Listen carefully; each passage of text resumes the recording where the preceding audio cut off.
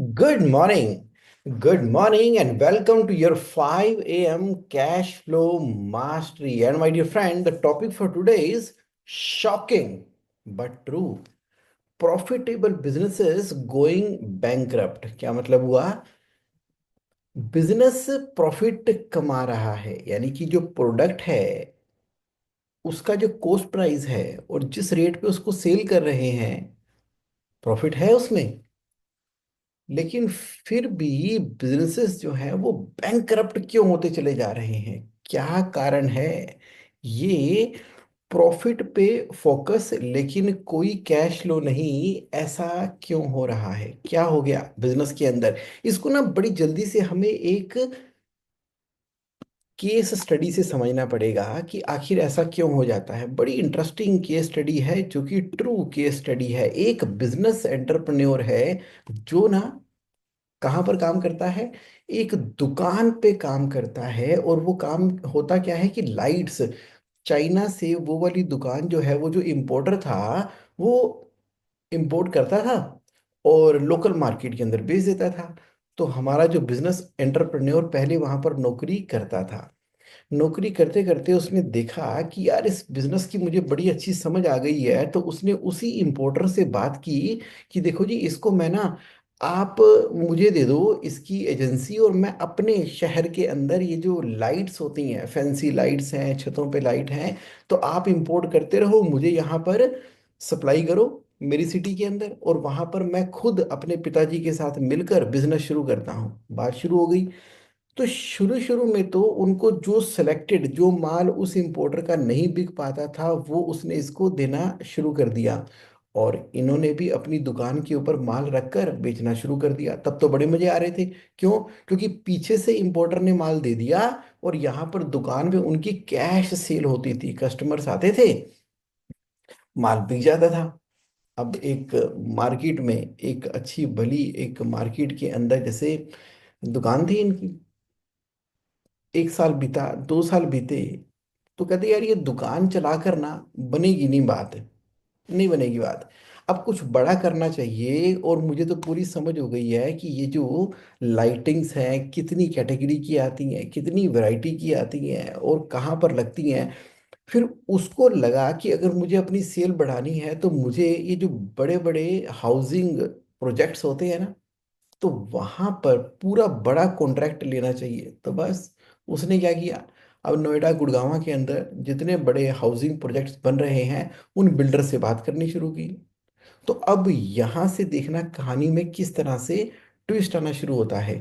हमारा बिजनेसमैन जो कि एक दुकान पर लाइटिंग्स को बेचता है, अब उसकी पहली मुलाकात एक बिल्डर के साथ में हुई। उसने कहा कि मेरा 600 फ्लैट का एक प्रोजेक्ट बन रहा है, हर एक फ्लैट के अंदर लाइट्स लगनी है। तो चलो ठीक है, तुम बढ़िया बंदे हो, तो तुम्हारी दुकान भी है और तुम्हें समझ भी है, तो ये सारा कॉन्ट्रैक्ट हम तुम्हें दे देते हैं, बस अब तैयारी कर लो। तो जैसे जैसे वहां से रिक्वायरमेंट आती चली जाएगी, तुम सप्लाई करते जाना लॉट्स के अंदर। एग्री? फाइनल हो गया। अब ऑर्डर बड़ा है, कैसे होगा? तो यहाँ से शुरुआत हुई कि उसने उस इम्पोर्टर से बात किया कि भाई साहब ये 600 फ्लैट के लिए माल चाहिए होगा। कहता है जिस तरीके का माल तुम्हें चाहिए, तो अब तो तुम डायरेक्टली इंपोर्ट कर लो, मैं तो सप्लाई नहीं कर सकता। ठीक है जी, अब डायरेक्टली इंपोर्ट करना है तो क्या करेंगे? उसके लिए पहले उसकी प्रोप्राइटरशिप फर्म थी, तो उसने कहा कि अब मुझे सपने बड़े बड़े हैं, तो बड़ा ही काम करना होगा।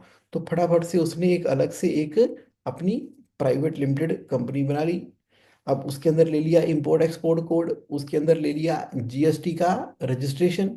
अब ऑलरेडी प्रोप्राइटरशिप दुकान चल रही है, साथ के साथ उसने ये बना सेटअप भी खोल लिया। ओके जी, बाहर से माल मंगवाना है, पहली बार में क्या करेंगे? उनके पास कोई बहुत बड़ा इंतजाम तो नहीं था, बट समहाउ एक प्रॉपर्टी थी।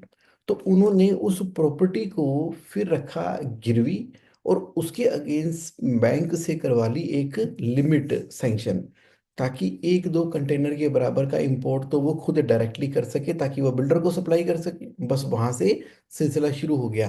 तो 600 फ्लैट के बराबर का जो माल इंपोर्ट करना था, तो पहली बार नई कंपनी के अंदर गारंटियां देके पर्सनल गारंटी देके, प्रॉपर्टी देकर, लिमिट सैंक्शन करवा के, और माल मंगवा लिया। मंगवा भी लिया, आ भी गया, और उस बिल्डर के वहां पर लगना भी शुरू हो गया। और आपको क्या लगता है, इस डील में प्रॉफिट था? अच्छा खासा प्रॉफिट था, क्योंकि उसको तो समझ थी ना, बढ़िया प्रॉफिट है, किताबों में दिखाई दे रहा है। लेकिन पेमेंट जो है उस बिल्डर के पास में फंस गई। क्यों फंसी? इसलिए फंस गई क्योंकि वो बिल्डर कह रहा है कि देखो ऐसा है कि अभी मैंने ना प्री बुकिंग के ऊपर ही सारे के सारे फ्लैट उठाए हैं, तो किसी गवर्नमेंट रेगुलेशन की वजह से कोई ईडीसी आईडीसी चार्जेस होते हैं, तो मैं अभी पूरी तरह से पे नहीं कर पाया। तुम्हारा माल आ गया है, रख दो साइटों के ऊपर। जैसे ही पीछे से ग्रीन क्लियरेंस आएगी, मैं तुम्हारा माल फ्लैट में लगाना शुरू करूंगा, कुछ और बुकिंग के पैसे आएंगे तो तुम्हें पैसे दे दूंगा। अब यहाँ पर स्टक होना शुरू हो गया हमारा बिजनेस ओनर। लेकिन क्या करे, उधर से लोन तो आ चुका है, काम भी चल चुका है। तो उसने कहा कि चलो कोई बात नहीं, ये तो पैसे आ ही जाएंगे। और अब इस तरह के और कौन से अच्छे रिनाउंड बिल्डर हैं, और उसने यही वाला सैंपल दिखाकर कि मैं तो जी उस बिजनेस के लिए 600 फ्लैट के लिए काम कर रहा था, तो उसने उसी कैटेगरी को अपनाना शुरू कर दिया। अब कई सारे नामी गिरामी बिल्डर डेवलपर सब लोग उसको 1 2 3 5 7 प्रोजेक्ट मिलने शुरू हो गए, क्योंकि वहां पर काम लेना कौन सा मुश्किल है, उधर कौन सा पैसे मिलने होते हैं। उन्होंने तो ऑर्डर देना होता है, माल मंगाना होता है और रख लेना होता है। तो लेकिन उसकी कस्टमर सिलेक्शन जो है शुरू शुरू में ठीक नहीं रही, जिस चक्कर में उसके साथ 10 से 12 ऐसे बिल्डर और डेवलपर जुड़ गए इंडिया के अंदर, जहां पर उनके बिहाफ पे उसने माल इंपोर्ट करना शुरू कर दिया। अब उसको लगा कि इंपोर्ट से भी अच्छी बात नहीं बन रही है, तो उसने अपनी एक छोटी सी मैन्युफैक्चरिंग यूनिट भी लगा दी। अब आई चलाई चलती रही। तो मैं काफी लंबे समय की, मतलब 3 सालों की बात थोड़े छोटे में बता रहा हूँ। तो उसने करते करते कहा कि मुझे ना अब जो लाइट्स लगानी होती है तो उसको असेंबल करना होता है, तो उसने एक असेंबलिंग की यूनिट्स अपनी मैन्युफैक्चरिंग की भी लगा ली। अब वहाँ पर सुपरवाइजर भी है, फैक्ट्री का इंचार्ज भी है, फिर वर्कर भी है। फिर वहाँ पर रोज फैक्ट्री खुलनी है, जब फैक्ट्री लगानी थी उसने अपनी, उसके लिए भी उसको काफ़ी सारे पैसे की रिक्वायरमेंट थी। अब उसके लिए कुछ प्रोसेसिंग करने वाली मशीन्स भी चाहिए, तो जिसके लिए उसने काफी अच्छा खासा टर्म लोन भी ले लिया था। अब जो लोन की फिगर जो है, जो पहले 50 लाख थी, फिर 1 करोड़ हुई, फिर 3 करोड़ हुई, फिर 5 करोड़ हुई, फिर 10 करोड़ हुई। तो पीछे से ना बैंकों की तरफ से कुछ अपनी प्रॉपर्टियां भी थी। और फिर जब वो सेल करता है तो किताबों में सेल भी दिखाई देनी शुरू हो रही है, और बीच में कुछ कुछ पैसे आते भी थे। अब सेल के 20% के बराबर का उसको बैंकों से लोन भी मिल जाता है। अब और जब कभी दिक्कत परेशानी होती है तो वो बैंकों को एडहॉक लिमिट भी सैंक्शन करा लेता है। अब उसकी अच्छी खासी जान पहचान भी हो गई है, क्योंकि स्टेट बैंक ऑफ इंडिया हो चाहे वो एचडीएफसी बैंक हो, दोनों बैंकों के अंदर उसके अकाउंट चल रहे थे। क्योंकि जो प्रोप्राइटरशिप थी उसके अंदर स्टेट बैंक ऑफ इंडिया का अकाउंट है, और जो नई कंपनी बनाई है उसके अंदर एचडीएफसी कंपनी का अकाउंट है। अब बैंकों से भी उसका आना जाना मिलना शुरू हो गया। तो उसको पता ही नहीं लगा कि कैसे करते करते करते करते 30 करोड़ रुपए का उसने लोन अपने सर पे चढ़ा लिया है। देखा जाए तो वो जो माल इंपोर्ट कर रहा है और बिल्डर को सप्लाई कर रहा है, पेमेंट उसकी टाइम पर आ नहीं रही, किताबों में प्रॉफिट है। बैंक वाले भी किताबों का प्रॉफिट देके लोन दे देते हैं। ये बड़ी मजे की बात है। बैंकों के पास ना एक फार्मूला है जिसको बोलते हैं डीपी। डीपी क्या होती है? Drawing power. ड्राइंग पावर का मतलब होता है कि आपके पास कितनी इन्वेंट्री है उसका 80%, और कितने आपने कस्टमर से पैसे लेने हैं उसका 80%, माइनस जो आपने सप्लायर को पेमेंट करनी है। तो उतने के बराबर का बैंक लोन दे देता है। तो अब क्या हो रहा है, एक के बाद एक के बाद एक के बाद कस्टमर्स इसके पास ऐड होते चले जा रहे हैं, और वो बाहर से माल मंगवाता है, उनको सप्लाई करता है, तो डेटर्स खड़े हो जाते हैं किताबों में। अब जितने किताबों में डेटर्स खड़े होते हैं उसके 80% का बैंक उसको लोन दे देता है। जो वो माल लेकर आता है अभी उसको डिस्पैच करना है, लेकिन उसके पास ही पड़ा हुआ है, उसका भी 80% बैंक लोन दे देता है। आप देख रहे हो, किताबों में जितनी सेल बढ़ रही है, कस्टमर पैसा नहीं दे रहा तो पैसा कौन दे रहा है? बैंक पैसा दे रहा है। और अब जब उसको रिक्वायरमेंट होती है, कभी सैलरी की पेमेंट करने की टाइट हो गई या सप्लायर को पेमेंट को टाइट करने के लिए हो गई, तो उस समय के ऊपर वो क्या करता है कि उसने ना इंडिया बुल्स हो गया, फिर कोई मान लीजिए श्रीराम कैपिटल हो गया, तो मान लीजिए कोई कोई मिंटीफाई हो गया। तो इस तरह से जो प्राइवेट इंस्टीट्यूशंस होते हैं, कुछ एनबीएफसी कंपनीज हो गई, तो वहां पर उसका जो डीएसए का एजेंट है वो कहता है कोई दिक्कत नहीं है जी, हम आपका काम करा देंगे। उसमें क्या होगा, कुछ आपको पर्सनल लोन अप्लाई करना पड़ेगा अपने नाम पे, कुछ अप्लाई करना पड़ेगा भाभी जी के नाम के ऊपर। तो हम क्या करेंगे, 5-5 लाख की 10 एप्लीकेशन डालेंगे आपकी, और 5-5 लाख की 10 एप्लीकेशन डालेंगे भाभी जी की। तो टोटल 1 करोड़ रुपए तो मैं आपको ला ही दूंगा। अप्लाई वैसे 7.5 लाख करेंगे, और एक साथ में अप्लाई करेंगे बैंकों के अंदर, तो उनका सिविल का भी नहीं पता चलेगा। और फटाफट से ना 15 दिनों के अंदर अंदर ही हम क्या करेंगे, 17 तारीख के आसपास अप्लाई करेंगे, और मंथ एंड पे प्रेशर होता है, वहां पर आपके पर्सनल लोन को भी इशू करवा देंगे। तो उसने एक एक, हाँ जी, एक एक फाइल के अंदर 5-5 7-7 पर्सनल लोन करवा दिए। अब लोन लेना तो आसान है, क्योंकि वहां से पैसा आ गया। पैसा आते सारी सैलरी और सप्लायर की पेमेंट भी निकल गई, लेकिन चक्र भी शुरू हो गया। अब उसके पास में क्या क्या खड़ा हो गया है, पहला सीसी लिमिट है, दूसरा टर्म लोन है, तीसरा पर्सनल लोन है। अब इन लोन्स को रीपे करना है, तो ईएमआई बाउंस ना हो जाए उसके लिए बैंक ट्रांसफर करवाता है। बैंक ट्रांसफर करा के दूसरे बैंक में जाता है, तो मान लो अभी इसकी लिमिट एक्स अमाउंट की है, तो सामने वाला बैंक 1.1 थोड़ा सा 10% एक्स्ट्रा इसको पैसा दे देता है, जिससे कि बैंक ट्रांसफर भी हो गया। और कई जगह उसको बैंक ट्रांसफर करने के टाइम के ऊपर penalty, loan pre payment charges भी लगते हैं, तो वो भी उसको लग जाते हैं। और उधर से जो थोड़ा एक्स्ट्रा पैसा आता है, उससे कुछ ईएमआई निकल जाती है। इस दौरान वो बड़ी स्ट्रेस और परेशानी में रहता है, और बिल्डर्स के वहां जाके बैठा रहता है उनकी साइटों के ऊपर। और वहां पर आपको पता ही है, कई बार पेमेंट्स आती है, तो वहां पर जब बिल्डर के वहां जाता है, बैठा होता है, तो कभी कभी उसका किस्मत साथ दे देती है, 50 लाख 1 करोड़ की पेमेंट वहां से निकाल के ले आता है। तो अभी देने की जिम्मेदारी होती है 1.5 करोड़ की, और वहां से 1 करोड़ की पेमेंट आती है। अब आती है, आते सारी पेमेंट निकल जाती है। अब समय का चक्र बीतता चला जा रहा है। जब किताबों को देखोगे, तो वहां पे क्या दिख रहा है, प्रॉफिट दिखाई दे रहा है, अच्छा खासा प्रॉफिट दिखाई दे रहा है। लेकिन हालत क्या है, एकदम टाइट है, क्योंकि कैश फ्लो को तो मैनेज ही नहीं किया हुआ ना। कहाँ किया हुआ मैंने, जीरो। और बीच में जितने भी गैप्स क्रिएट हो रहे हैं, सो कॉल्ड बैंकों का लोन देने वाले वाले, आपकी हेल्प करने वाले, एक नहीं, दो नहीं, तीन नहीं, चार नहीं, पांच नहीं, अब उसको कम से कम 10 लोग जानते हैं मार्केट के अंदर, कि कौन एक्सपर्ट है जो कि हाउसिंग लोन दिलवा दे, कौन एक्सपर्ट है जो पर्सनल लोन दिलवा दे, कौन एक्सपर्ट है जो फंसे हुए सिविल खराब होने के बावजूद भी लोन दिलवा दे। अब उसको ना बैंकों के लोन लेने की मार्केट का सब कुछ पता लग गया है। उसके अलावा उसको सब पता है कि कौन से बैंक की मैनेजमेंट टीम में कौन है, कौन से बैंक में कौन सा मैनेजर है, उसका क्लर्क कौन है, उसका इंस्पेक्टर कौन है, कहाँ से सीएमए का डाटा बनता है, कहाँ से सीए सर्टिफाइड बैलेंस शीट बनती है। कई बार तो ऐसा होता है कि किताबों के अंदर तो स्टॉक होता नहीं है। क्यों? इसलिए क्योंकि परचेज किया, वो तो सप्लाई कर दिया ना कस्टमर को, तो स्टॉक तो है नहीं किताबों के अंदर। लेकिन बैंक की लिमिट बरकरार रखने के लिए, ड्राइंग पावर बरकरार रखने के लिए वो क्या कर रहा है, फिर यहाँ वहाँ जहाँ तहाँ कहाँ से ना वो परचेज के बिल लेना शुरू कर रहा है। परचेज के बिल की वजह से किताबों में स्टॉक आ जाता है। अब जितने की उसकी सेल है ना, तकरीबन उतना उतना स्टॉक है। बैंक भी कई बार ऑब्जेक्शन रेज करते हैं कि भाई साहब ये क्या कर रहे हो, ये अगर आपके पास सेल के बराबर का ही स्टॉक पड़ा हुआ है, तो स्टॉक को बेचते क्यों नहीं। वो कहता नहीं बस कुछ नहीं, अब बस अब मैनेज कर लो। अब इतना स्टॉक है, तो बैंक कह रहा है कि नहीं, स्टॉक कम से कम इसको ना कम करो, इन्वेंट्री टर्न आपकी 1 और 2 आ रही है। ऑडिटर ऑब्जेक्शन करते हैं, आपकी इन्वेंट्री टर्न कम से कम 5 तो होनी चाहिए। यानी कि सेल बटा में 5 के बराबर का स्टॉक होना चाहिए, सेल बटा में 1 के बराबर का तो नहीं।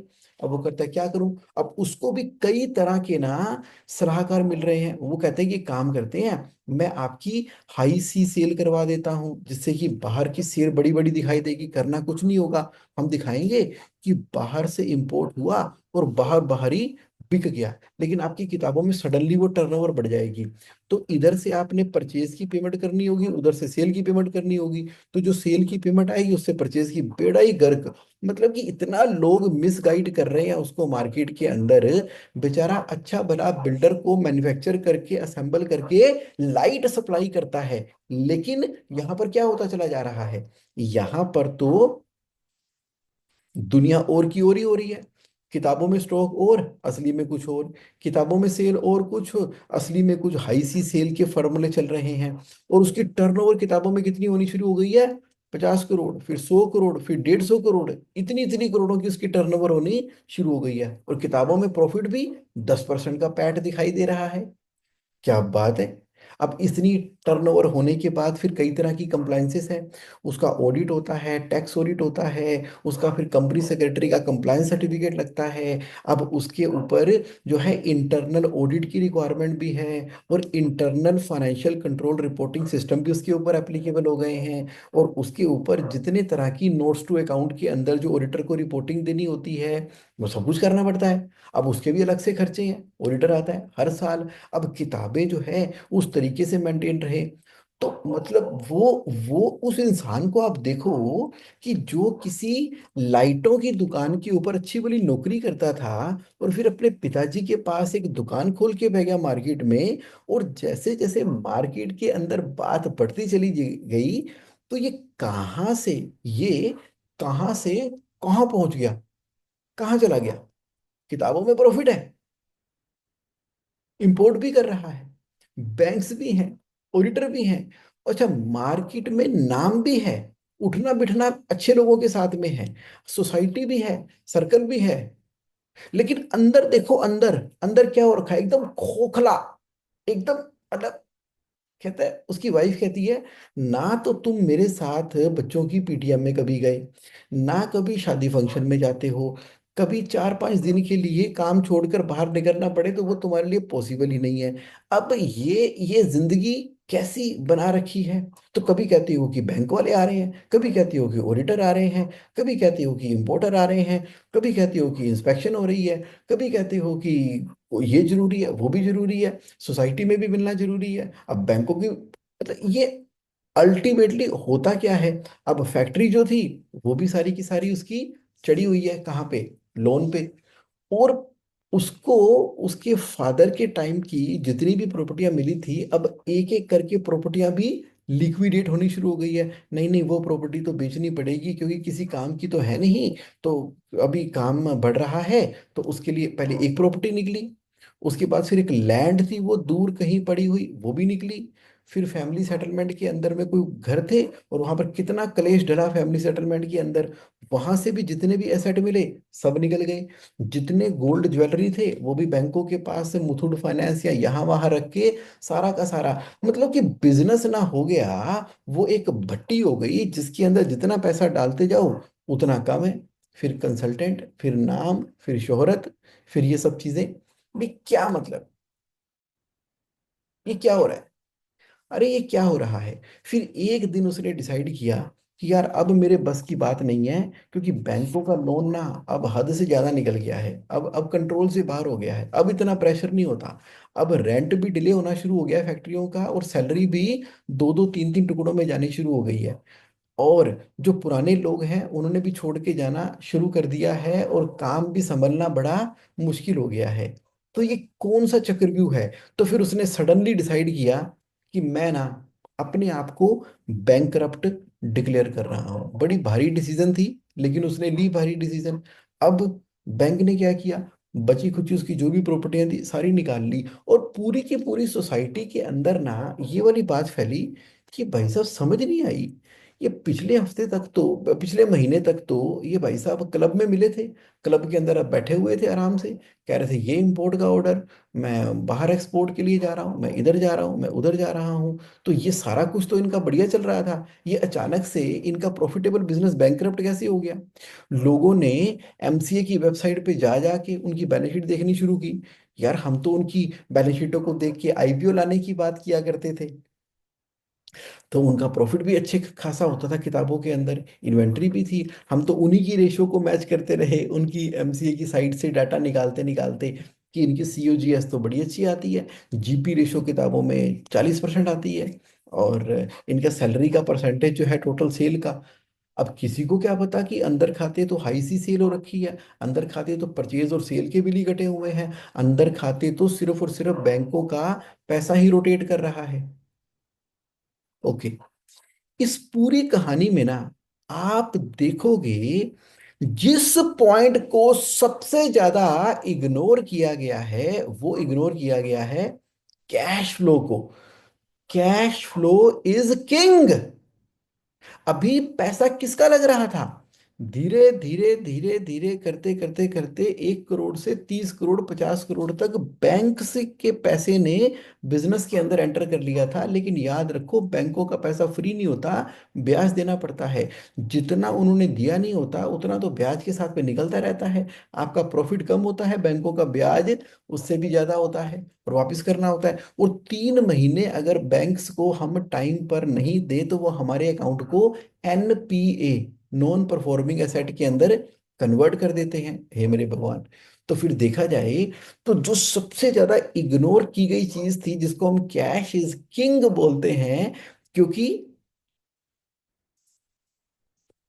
Cell is sanity, profit is vanity, but cash is reality. Sale, हाँ ठीक है, होनी चाहिए। प्रॉफिट, हाँ अच्छी बात है। लेकिन भैया सेल और प्रॉफिट करके क्या बात बनेगी? बिजनेस बड़ा होता चला जाएगा। किसके लिए? लोगों के लिए। ये बीपी, शुगर, टेंशन, ये सब किसकी बढ़ रही है? आपकी बढ़ रही है। और अल्टीमेटली बिजनेस कहाँ पे चला गया? ये बिजनेस चला गया बैंकरप्सी की तरफ। उसका क्या फायदा? यानी कि जो पेमेंट टर्म्स के अंदर कैश फ्लो को मैनेज करना था, अगर पहले दिन से ही वो भाई साहब, आज तो बैंकरप्सी की एप्लीकेशन फाइल करके बैठे हैं, सारी प्रॉपर्टियां वगैरह सब खत्म करके बैठे हुए हैं। ऐसे एक नहीं, कई है, कई है, बहुत है, बार बार आते हैं, बस सेल बढ़ाओ के चक्कर के अंदर ना कैश फ्लो को ध्यान दिए बगैर अलग अलग सिटी के अंदर, अलग अलग स्टेट के अंदर, अलग अलग रूप से ना इस मकड़ जाल के अंदर फंसे हुए हैं। किताबें सबकी प्रॉफिट हैं, किताबें सभी की प्रॉफिट पे है, किसी की भी खराब नहीं है, लेकिन वही के वही या तो परेशान है या बैंकरप्सी की तरफ बढ़ते चले जा रहे हैं। तो करना क्या चाहिए था? करना ये चाहिए था कि जब उस समय उसको कस्टमर सिलेक्शन करनी है ना, तो किसी एक कस्टमर के ऊपर पूरी तरह से डिपेंडेंट नहीं होना। किसी एक कस्टमर की सेल 20% से ज्यादा नहीं होनी चाहिए। पता लगे एक ही कस्टमर को सेल आप 80% कर रहे हो, और वो कस्टमर अगर हाथ से गया तो बिजनेस ठप। या वो उस कस्टमर ने पेमेंट रोक ली अपनी मजबूरियां सुना के, तो पीछे का पीछा सारा का सारा साइकिल ठप। तो क्या होना चाहिए? कस्टमर एक के ऊपर डिपेंडेंसी 20% से ज्यादा नहीं होनी चाहिए, यानी कि कम से कम 5 या 5 से ज्यादा आपके होने चाहिए। दूसरा, जब आपका एक लेवल पे बिजनेस सेट हो गया है ना, उसके बाद अगली जो सेल करनी है उसकी पेमेंट टर्म्स रिड्यूस होनी चाहिए। अगर आज आप 90 दिनों पे सेल कर रहे हो और नए से नए एनबीडी में कस्टमर बना रहे हो, तो उसके अंदर प्राइस नहीं फोकस करना। प्राइस चाहे सस्ता हो जाए कोई दिक्कत नहीं है, उसमें पेमेंट टर्म फोकस करनी है। कि अब मैं ना 120 दिन या 90 दिनों में सप्लाई नहीं करने वाला, जो नए कस्टमर बन रहे हैं वो 30 दिनों में, 15 दिनों में, 7 दिनों में सप्लाई करने वाला हूँ। नहीं तो कोई बात नहीं, मुझे नहीं करना बिजनेस। अभी जितना चल रहा है शुक्र है, थोड़ा है, थोड़े की जरूरत है, छोटा कर लेंगे, थोड़ा कर लेंगे, लिमिटेड कर लेंगे, कोई दिक्कत नहीं है। सिर्फ 90 90, 100 120 दिनों की पेमेंट टर्म्स के ऊपर सेल बढ़ाने के लिए सेल नहीं कर देंगे। तीसरा, अब जब हम परचेज कर रहे हैं मार्केट के अंदर, अब धीरे धीरे नाम बनना शुरू हो गया है, तो आप अपनी जो परचेज की टर्म्स है, क्योंकि आप अच्छे पे मास्टर हो, तो अगर एडवांस में ले रहे थे, कैश डिस्काउंट पे ले रहे थे, तो बंद करो अब एडवांस और कैश डिस्काउंट पे लेना। अब आप 15 से 45 दिनों के साइकिल के ऊपर आओ। तो इधर से परचेज का साइकिल 15 से 45 का है, और उधर सेल का साइकिल 90 से कम होके 7 से 30 डेज का है। तो अगर एक्सट्रीम देखा जाए तो देने 45 में है, आने 7 में है, तो ये business automatically over a period of time positive cash flow generate करते हुए आपकी मेहनत से प्रॉफिट भी दिखेगा और कैश फ्लो भी दिखेगा। बैंकों का लोन लेना नहीं है। बैंकों का लोन लेना है तो सिर्फ टर्म लोन लेना है, टर्म लोन भी किसी एसेट को क्रिएट करने के लिए लेना है ताकि वो एक समय के बाद खत्म हो जाए। और बैंकों की कैश क्रेडिट लिमिट और ओवरड्राफ्ट लिमिट के ऊपर डिपेंडेंसी नहीं करनी है, उसको धीरे खत्म कर देना है और उसको डीओडी में कन्वर्ट कर देना है ताकि वो ड्रॉप डाउन ओडी बन जाए, या working capital drop line limit बन जाए, ताकि वो समय के साथ साथ जैसे बिजनेस बढ़ रहा है वो खत्म हो और आप जो न्यू बिजनेस डेवलपमेंट के ऊपर फोकस करते हो वो करके बिजनेस के अंदर कैश की अवेलेबिलिटी, फंड फ्लो की अवेलेबिलिटी, मनी की अवेलेबिलिटी बिजनेस के अंदर हो। जो खर्चे हैं वो मिनिमाइज करने हैं, इतने मिनिमाइज करने हैं कि नई नई टेक्नोलॉजी के द्वारा जो इम्प्लॉयज हैं, कितने काम घर में करने हैं, कितने काम आउटसोर्स करने हैं, कितने हमने कॉन्ट्रैक्चुअल बेसिस के ऊपर पैकिंग करवानी है, कितना हमने पर पीस रेट के ऊपर काम करवाना है। बिल्कुल भी जरूरी नहीं है कि अगर मेरी एक फैक्ट्री है बढ़िया चल रही है तो दूसरी भी मुझे पूरे भारत में जाके फैक्ट्री ही खोलनी है ना। हर जगह ही फैक्ट्री खोलने का मन क्यों आता है? अरे प्रॉफिट मार्जिन चाहे कम रखो लेकिन बल्ले बल्ले किसकी है? उसकी बल्ले बल्ले है जिसका ब्रांड है और जिसके पास सेल है। बस। क्या हो गया? ब्रांड और सेल। जो धीरे धीरे आपने इतने सालों में मेहनत करते करते मार्केट में अपना एक नाम बना लिया है ना, तो वो आपका ब्रांड है।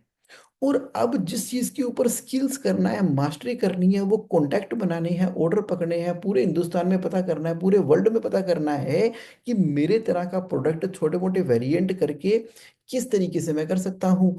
और पीछे से अपने साथ कौन जोड़ने हैं? ओईएम सप्लायर्स जोड़ने हैं जिन्होंने ऑलरेडी कैपेसिटी तो डेवलप कर ली है। अब भारत में कितनी फैक्ट्रियां हैं, उनके साथ में रिलेशनशिप बनाओ, अच्छे अच्छा गाइड करो उनको, उनकी फैक्ट्री को अपग्रेड करवाओ उनसे बात करके। और मान लो उनकी 100% कैपेसिटी में से 70% वो यूज कर रहे हैं तो 30% आप यूज करो।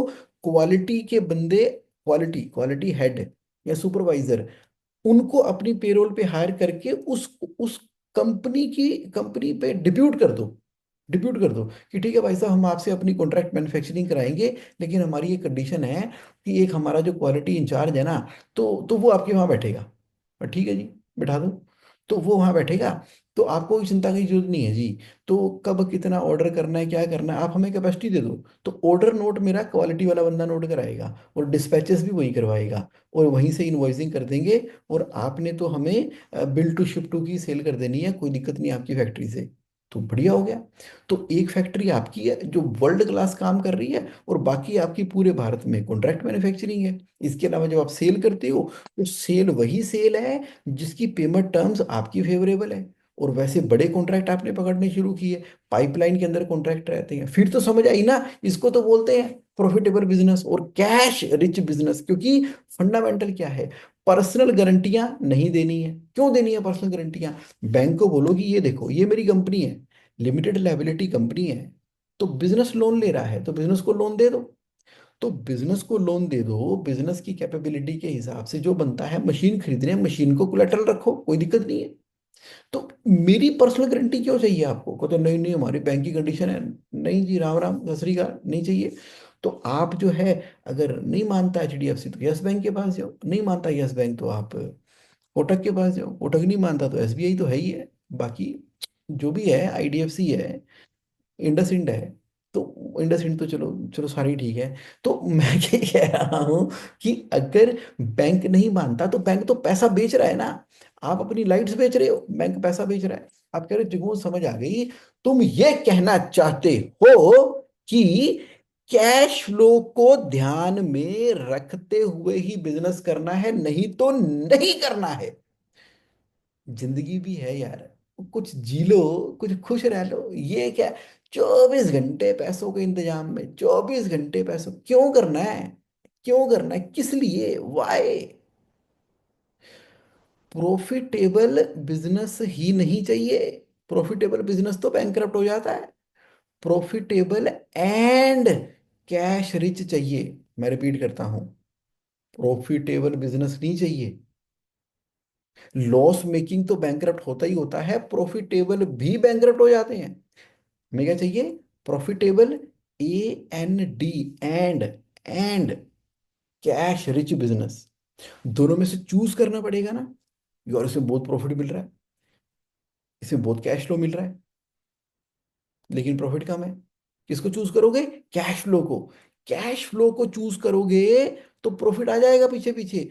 तो जब किसी भी काम में, किसी भी धंधे में ऑक्सीजन है ना, यानी कि कैश फ्लो है ना, प्रॉफिट भागा चला आएगा, भागा चला आएगा, भागा चला आएगा, भागा चला आएगा। कैश फ्लो के पीछे पूरी अंपायर बन जाती है। यानी कि कैश फ्लो राजा है, राजा। और राजा की अंपायर कौन सी है? साम्राज्य कौन सा है? Control. Control is the umpire, cash is the king. तो जहां किंग बैठेगा ना, और कंट्रोल के साथ में बैठेगा, तो वहां पर ना देश के देश बस जाने हैं।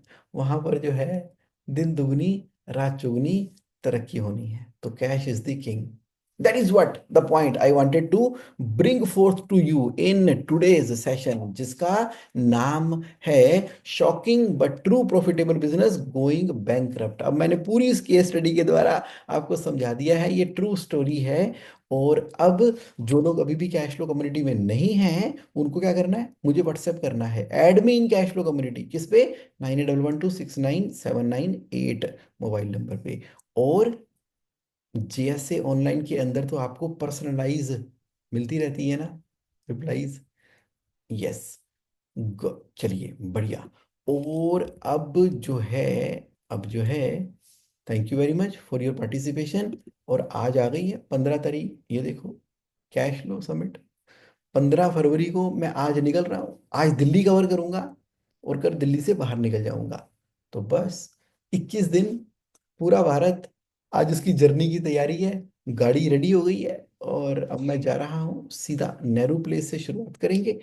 पहले नेहरू प्लेस, फिर दिल्ली के आसपास, और फिर रात को वापसी अपने घर। 16 तारीख संडे मॉर्निंग सीधा इंडिया गेट। कहाँ पे? India gate. 11 बजे सारे लोग इंडिया गेट मिलते हैं। कहाँ पे? 16 तारीख को 11 बजे इंडिया गेट। दिल्ली का इंडिया गेट। जैसे दिल्ली का इंडिया गेट है ना, तो वैसे भारत में ना हर एक सिटी का अपना अपना कोई इंडिया गेट है। भाई दिल्ली में इंडिया गेट है, तो जयपुर का भी तो कोई होगा ना, फेमस प्लेस। तो गाड़ियां निकलेंगी, हर जगह पे जाएंगी। और अब मैं आपको लगातार कैश फ्लो की जर्नी आपको शेयर करता रहूंगा। और अभी super excited to go there. Thank you very much. Have a amazing amazing amazing time ahead.